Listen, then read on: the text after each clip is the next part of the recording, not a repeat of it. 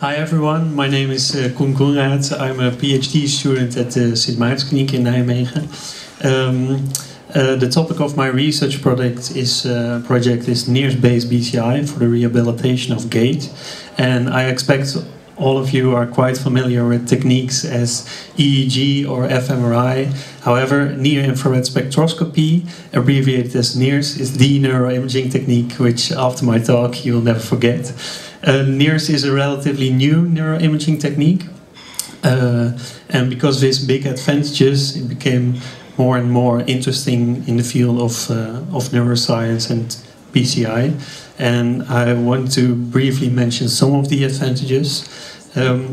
The technique is there's less preparation time needed, and there are limited restrictions for the participants, like head or eye movements are not that much of a problem, and it's also quite portable.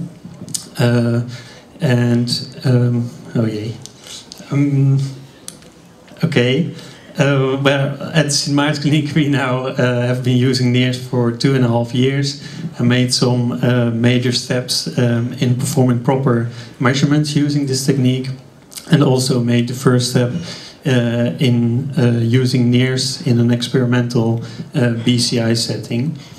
And I want you two things to remember from my presentation, from my talk, is that one, we were able to measure motor cortex activity from attempted foot movements in complete spinal cord injury patients, and two is that we also showed with a quite simple classification that there's a huge potential for NIRS in BCI. So we reached performances of around 70 to 80% with, as I mentioned, a quite simple classification. In the near future, we want to control several devices, and we have two options. Actually, there's at Sint Maartenskliniek a locomotor. That's an external locomotor device which can assist in walking on a treadmill, and hopefully we can control that device. And there's also the first contact made with the Department of Mechanical Engineering from the University of Leuven, where they have a smart wheelchair which we can hopefully within this year control. That's it.